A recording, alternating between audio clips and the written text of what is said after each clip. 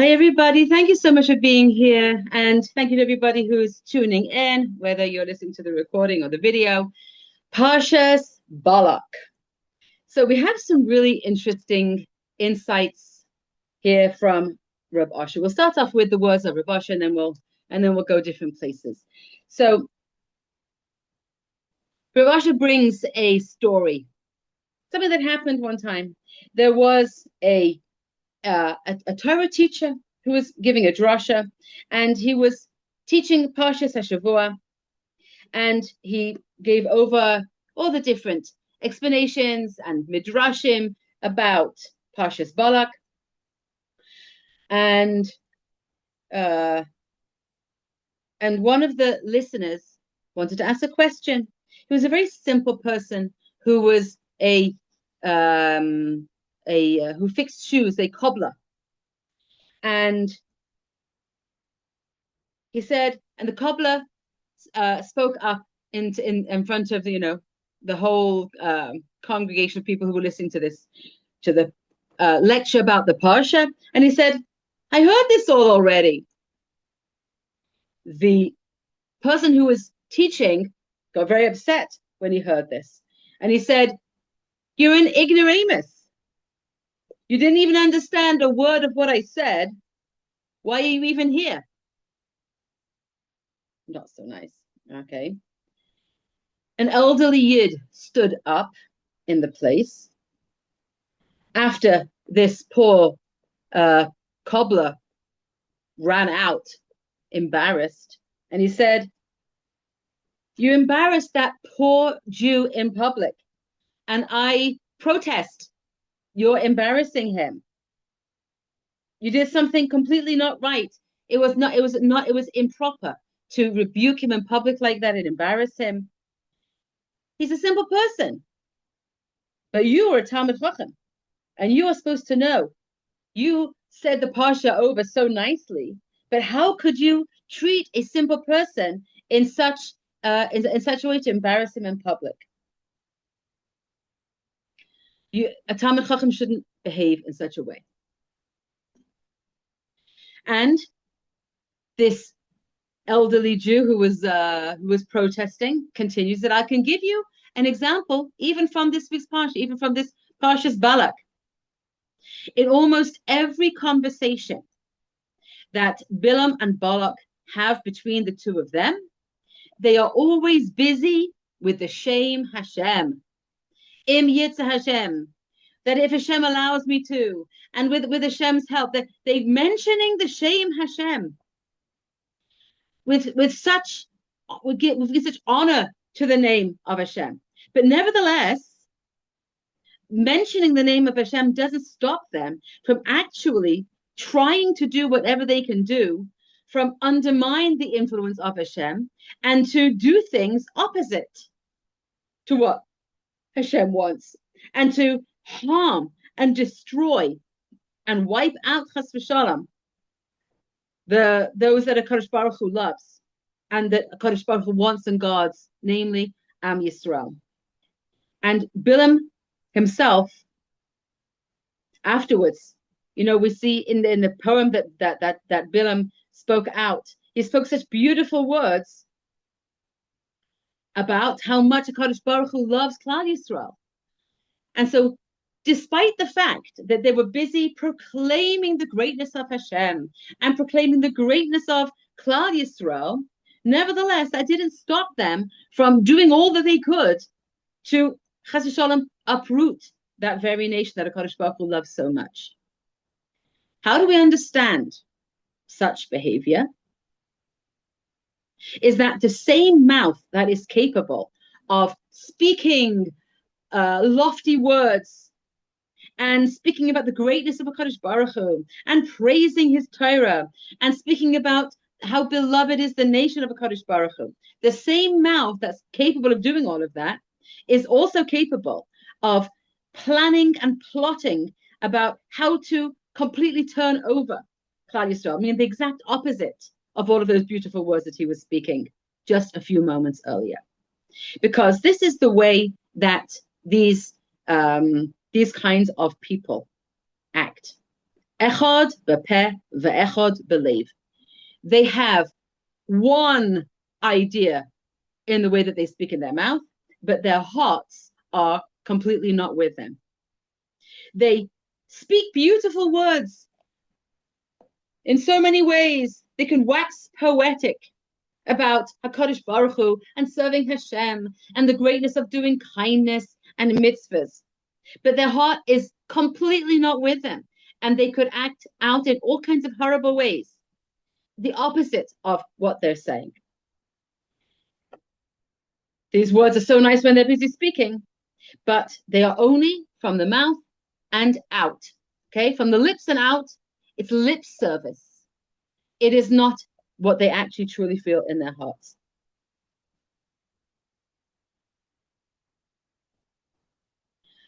And so, Rav Asher gives us a tool.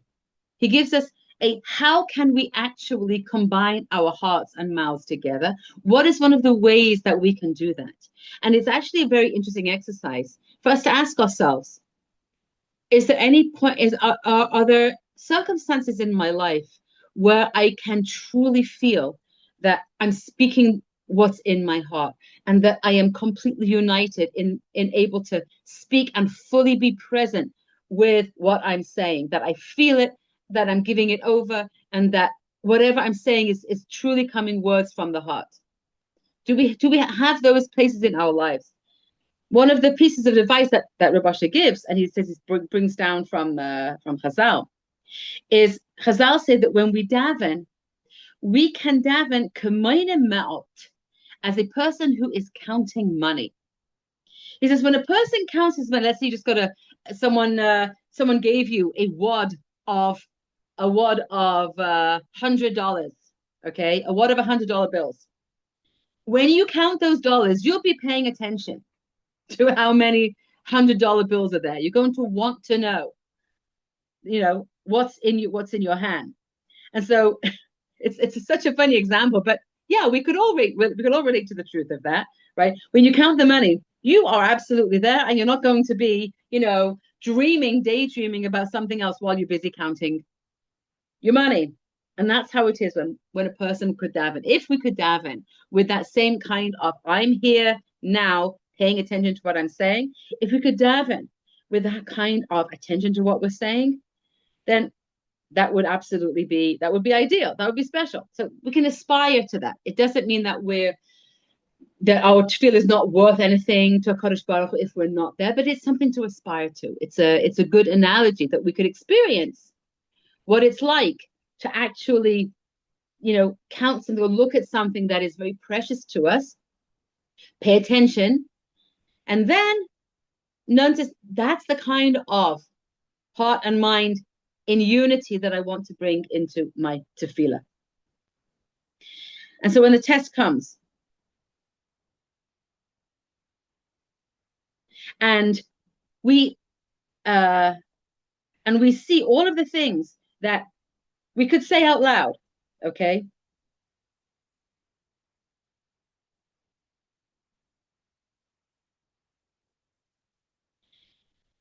So what we could see, what's the way that we can actually see whether a person's mind and heart are unified, is what actually happens in the end. So Rav Asher is bringing about this Rav who was giving a drasha and ended up malbim chaver barabim, ended up embarrassing a poor member of the community, and doing an actual public avera while doing that.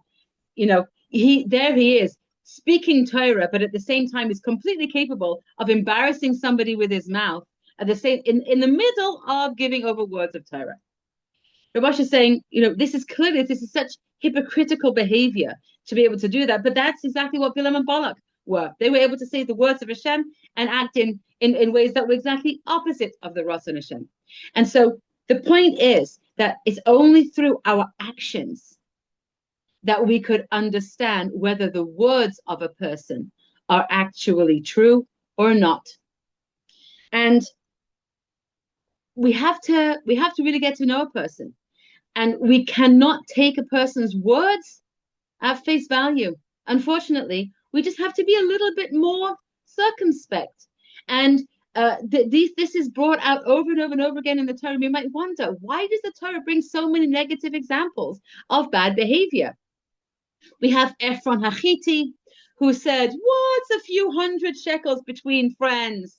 And he ended up charging Avram Avinu a huge amount of money for the Maras HaMachpelah, for the burial cave where the Avos are buried. Say much and do little. That's the hallmark of Rishayim and wicked people. And this kind of duplicity, this speaking big, saying the name of Hashem, giving big drushes, and then acting out in ways that are completely inappropriate. This is also duplicity. And specifically that when a person uses their mouth, when a person says one thing and does the exact opposite of what they're saying. This is exactly what we're talking about, is duplicity. And the point here is in order to manipulate, right? And that's clearly Ephron Achiti was trying to do that with Avram Avinu. We're friends. He wanted to lead him into a conversation where Avram Avinu would feel that he was going to get a great deal.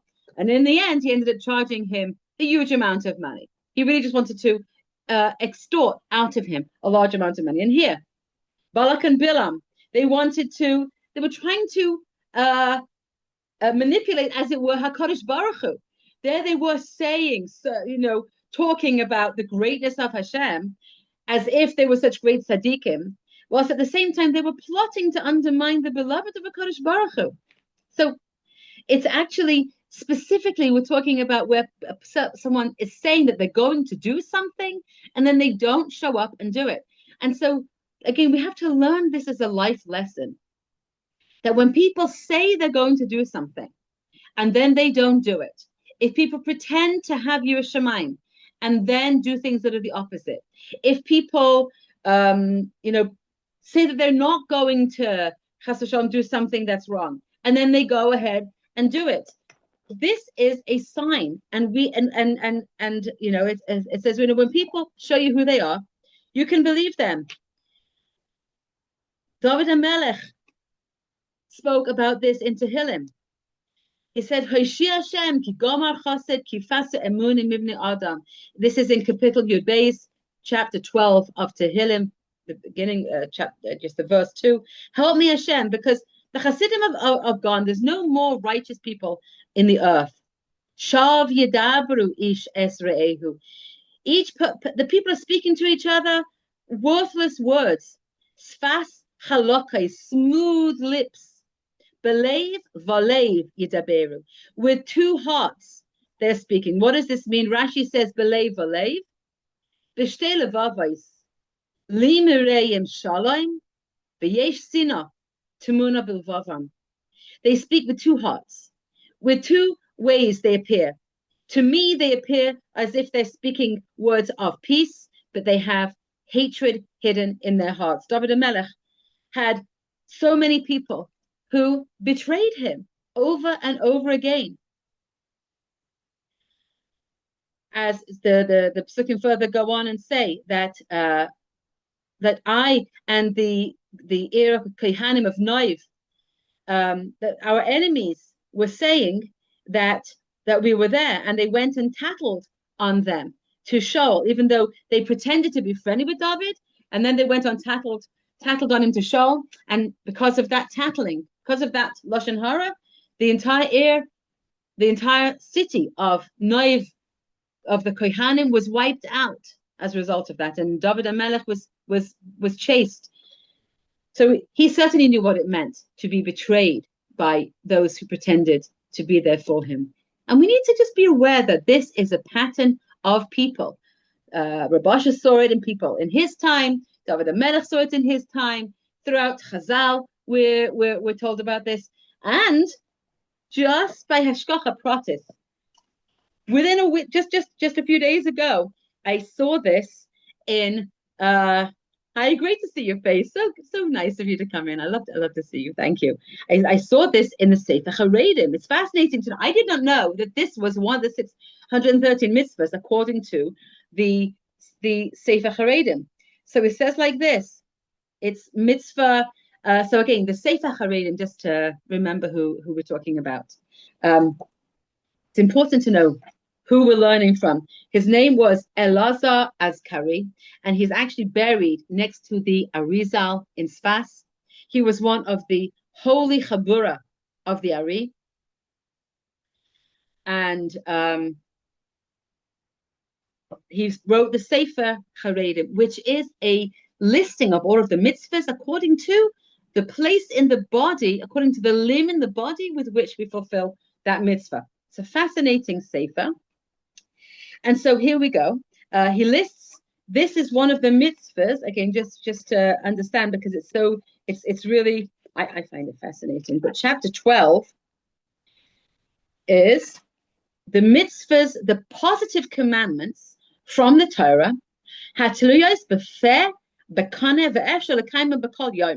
Okay, so this is a positive commandment from the Torah that we fulfill with our mouth and our throat, and we can fulfill them every day. This is a constant mitzvah.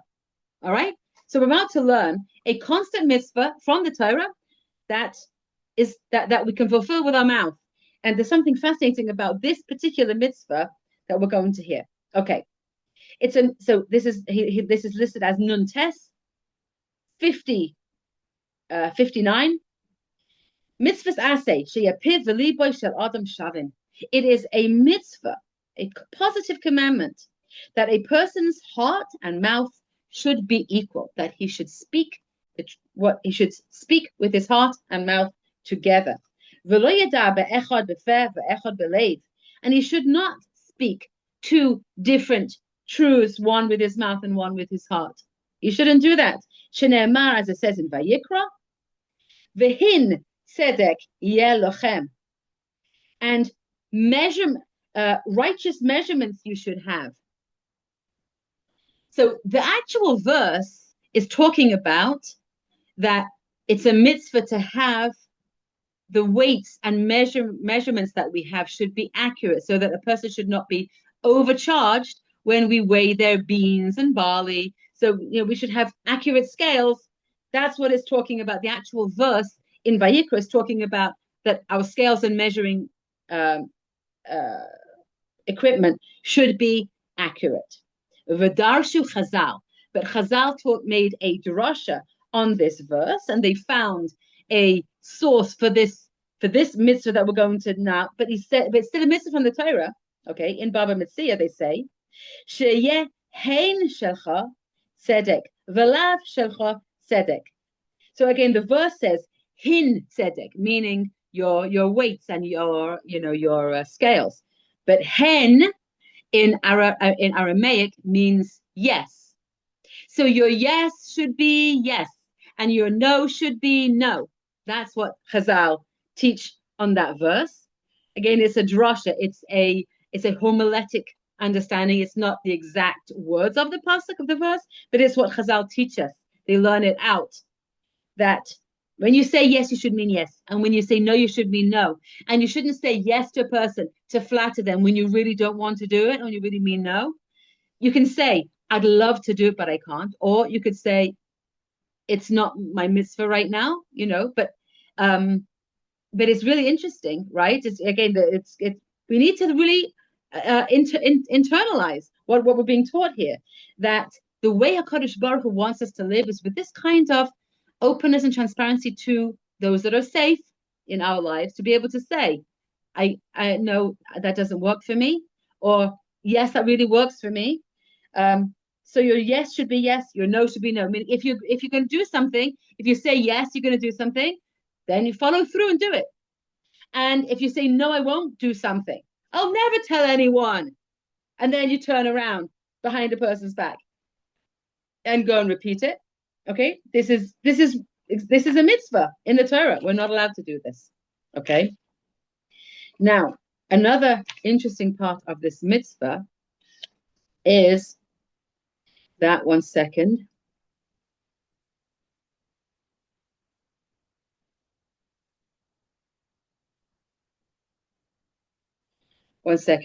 That when we can fulfill this mitzvah all the time, right?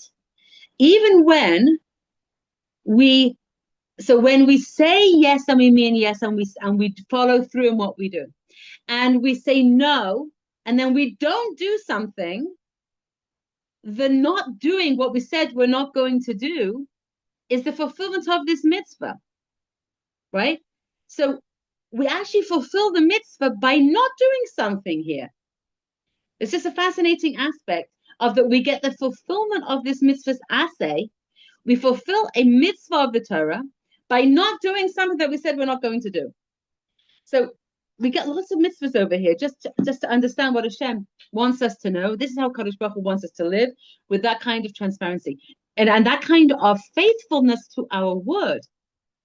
And so this is one of the ways by which we need to be discerning in our relationships. We need to be discerning for ourselves and understand this is appropriate, and it's a mitzvah from the Torah not to go against our word. That when we say yes, we do it, and if we say no, we don't. And we should not actually say a neder. We should not promise to do something and then not do it. Obviously, in fact, the mitzvah before that is basically not to say a neder, because a neder, says the Sefer Haredim, is a stumbling block. If I promise I'm going to do something and then I don't do it, then I'm going to have an avera by not doing it. But if I just say bli neder, I'll try, then I already don't get the avera of not doing it. So he says, don't make a promise you're going to do something. And again, why would a person promise? Because we want to impress the other person. We want to flatter. We want to make them think that I'm so committed. Whereas with humility, I have to realize things are not in my hands. I can put the effort in, but who knows if a Kodesh Baruch Hu, has the same intention that I do, that this should come through. So I can say, Be'ez Hashem, bli neder. I hope that I'll be able to do it, bli neder. So these are mitzvahs from the Torah, to speak that which we truly intend to do, and then to follow through with what we've said that we will or won't do. And so, finishing off with the words of Rav Asher, one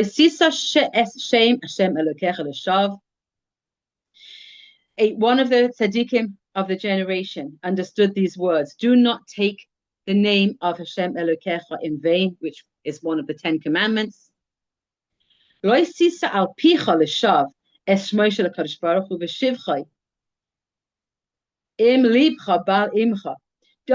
praise HaKadosh Baruch Hu and say great things about the mitzvahs of Hashem and keep on talking big about HaKadosh Baruch Hu when your heart is not thinking about HaKadosh Baruch Hu, and your deeds don't testify to the fact that you are striving to fulfill the mitzvahs the best way that you can. So it's an interesting, interpretation of don't take Hashem's name in vain. If you're busy talking about the Kadosh Baruch Hu, talking big, that you're not actually walking the walk. You're talking the talk but not walking the walk, then don't do that. So again, this is instruction to me to try, Be'ez Hashem, to live a life that is a life of Kiddush Hashem, Be'ez Hashem, and we commit ourselves to living a life that B'Zata D'Shmaya. Again, we all feel so small and inadequate when we think about what we should be and what we could be, and we keep on trying, and we recommit ourselves. Sometimes recommitting is even more stronger and more powerful than an initial commitment, because we know we've fallen, we know we've failed, but we recommit to being the best that we can. We recommit to fulfilling the mitzvahs of a Kadosh Baruch Hu that we can fulfill. Bilam Harasha was the forefather of all of those whose heart and mind and deeds are so of the opposite of how they spoke. He blessed Klal Yisrael with his mouth. That's what actually came out, but in his heart he was cursing them, as Chazal tell us. He mentioned HaKadosh Baruch Hu on his lips the whole time. It was almost like he was so frum, and he was always talking about HaKadosh Baruch Hu, and the name of Hashem didn't leave his lips, but he was busy doing things that would anger Kadosh Baruch Hu and going against his will. A pure mouth is only when a pure heart is together with it, and when we commit ourselves to pure deeds, that HaKadosh Baruch Hu wants to go along with it. And so let's strengthen ourselves, that our heart and our mind be as one, and our lips, and that we speak the words that we intend to do, and that we don't flatter or pretend to be doing things that we're not doing. Be one with our hearts and with our mouths. And as it says about Yosef Tzaddik and his brothers, that they couldn't speak to him in peace. And the Chazal say on this that they didn't speak to him. They didn't have anything nice to say, so they didn't. So they didn't speak. We live in a generation, a time where there's a lot of inauthenticity and striving to bring authenticity into our relationships is not only nice and feels right, but it's the derech Hashem, it's the way Kadosh Baruch Hu wants us to live. He wants us to say what we mean and mean what we say, and let's notice if those around us. So many of us are, even as we're striving to do that for ourselves, we may not notice that other people are. They keep saying they're going to do things and then they don't, and then they say they're going to do things and then they don't, and then we get let down over and over and over again. And they may even be saying, "Of course, I never said something about you," and they may be actually really doing all kinds of terrible things behind our backs, so we might not even know. We need to really be cognizant of what's happening in our relationships, understand the nature of people. We can only trust people's actions. We cannot trust their words if they're not backed up by appropriate action. And so let's be discerning in our relationships. And this is one of the things to look out for. If we notice a person who is talking behind somebody else's back, we may suspect that they might be doing the same thing about us. And if we see that somebody is telling other people that they're doing something which they don't intend to do, then that they're going to show up, they're going to do something, and they're letting other people down, then let's understand for ourselves that they may not be fully trustworthy for ourselves as well. And let's keep for ourselves, let's treasure those people in our lives who do have that beautiful characteristic of fulfilling that mitzvah, whose heart and mouths speak the same truth, and they follow through with their words, and they don't let us down, or they let us know from the beginning that they may or may not be able to do it, so that we're under no illusions about where we stand. That brings safety into our lives. And when we can allow other people to feel safe, it doesn't mean that we have to always do everything we say, but it means that from the beginning we can let people know how likely it is, if we'd like to, if we'd hope to, if there's almost no chance that we will. And then, we have to face the music about that. Okay, but that's part of life. Any questions or comments? I'd love to hear from you. I don't see any. Yeah, anything in the chat? Yeah, hi. Oh, I have a question, but didn't somebody else? I didn't see anybody else asking, so you can go ahead. Okay. So I have two questions. One is, I'm kind of going backward. One is, this whole idea of speaking about, like, talking the talk but not walking the walk. But doesn't speaking about the grandiosity of Hashem, I don't know what the intention was in this sentence, but doesn't that help you have more of an awareness and more walk the walk? Or you think people just pay lip service? That's what I'm trying to figure out. Yes. Okay. So there's a difference between He'emanti ki adaber, I'm speaking the words of Emunah in order that I grow in my Emunah, or what this particular character trait that we're talking about, that we're avoiding, is I'm speaking the words of Emunah, I'm speaking the words of faith, I'm speaking about Hashem in order to make you think that I'm something that I'm not. And that's the intention of, that was what Bilam and Balak were doing. You want to sound firmer than thou, or whatever. Is that exactly? Exactly. Okay, so they just want to appear to be something rather than actually authentically being it. It's good, of course it's good to say words of Emunah, even if we're not fully there, because we aspire to fulfill it. And that's for sure what I'm doing, aspiring to try and fulfill it, right? Be'ez Hashem. It's not to try and say, well, I'm already there. But when a person speaks big in order to make other people think that you could trust them, and then they end up, that's what Bill and Balak were doing, is just to appear something, to try and manipulate other people. That's what Okay, yeah. so that was one question. The other is, Yeah. the whole thing of say what you mean what you say. I knee jerk just because I want to please people will say that I'll do something, and then I don't, because it's almost like this reflexive. I don't know what's the word. Knee jerk with wait. It's like it's something you have to work on. Of just like holding, like pausing before you say Yeah. something. But on the other Yeah. hand, some people might get offended by it. They think it's withholding. Do you hear what I'm saying? Yeah. So So what I like, want to give you here is that when you say it's people pleasing, a lot of it comes from a safety response, which was the fawn response. A lot of times when we were young, in order to stay safe and get the attention that we needed, we were very, very good. This people pleasing was a pattern that we developed very early in life, and so it was safe to say, "Of course, I'm going to do something." And so, what I want you to know is it's actually a physiological response that is actually not in our control a lot of the time. So what you're saying is absolutely right. When you call it a knee-jerk response, it's actually coming from your biological need to stay safe.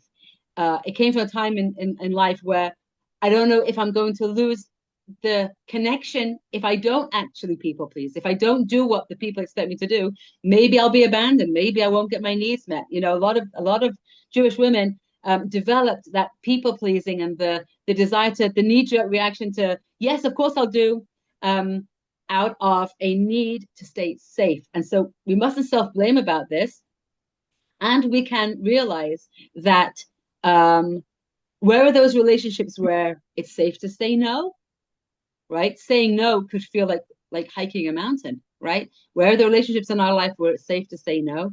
And that can be a real eye-opening experience. And if we realize, again, it's not about blaming ourselves, it's about realizing, wow, I may have a relationship in my life where I almost can't say no, it feels impossible. I don't know what's going to happen if I say no. Maybe I'm going to get an almighty explosion in my face if I say no, maybe you're going to right? what? What did you say? Maybe you're going to. I might get a huge explosion in my face Right, if right. I say no. And so that can help us realize just how much of a safety response it was to just keep saying yes. So that's again, I'm so glad you brought that up, because so many Jewish women are in those kinds of patterns that saying yes is I have to say is to stay safe because I don't know what's going to happen if I say no. And having said that, let's practice in the safer spaces where we can say yes, and we can say no, or we can say, you know what, I'm going to see. We could practice in those kinds of safer spaces where we know that we have somebody who's going to just be cool with it. It's important to practice and understand. And just the words bli neder, just the words bli Or neder. how about I want to say yes, but I don't know if I can really commit to it. So even though I want to, I'm not sure I can follow through on that. Absolutely. Meaning you have Absolutely. the good intention that you're Yep. communicating to the person, but you're saying, Absolutely. I'm limited. Yeah, that's great. That's Not great. in a bad way, I'm just human. No, not at all. In a Yeah. realistic way, we are limited. The Right. outcomes are in Kadosh Baruch Hu's hands. We don't know what we're going to be able to do. We don't even know if we're going to be able to do our plans for today. Never mind Right. in any time in the future. And Kadosh Baruch Hu has great plans for all of us. Be'ez Hashem, all beautiful things and wonderful things. And we may be called away for all kinds of blessings and things. So we don't know what's going on. So you're right. Those suggestions you had are great. And it says not to blame us for why we might have developed those kinds of things. And there's just Hashem. Going forward, we'll try and just, again, it's about being just discerning, about Mindful. noticing Yeah. where does this show up in my life and how can we stay safe and Be'ez Hashem fulfill this mitzvah. Thanks Thank for you. speaking up. Thanks for asking. Thanks for being here. Anybody else has something to ask or share or say before we finish? Okay. As usual, thanking everybody for being here. I really appreciate you being here and giving me the opportunity to share. Thank you. The beautiful, inspiring Thank words you. of the Basha and the Have a mitzvahs. good Thank you Shabbos, so much for everybody. making. Thank you. Pardon? I said, have a good Thank Shabbos, you. everybody. Okay. Good Call to Shabbos, you. Bye everyone. bye. Thanks. Bye, everybody. Bye bye.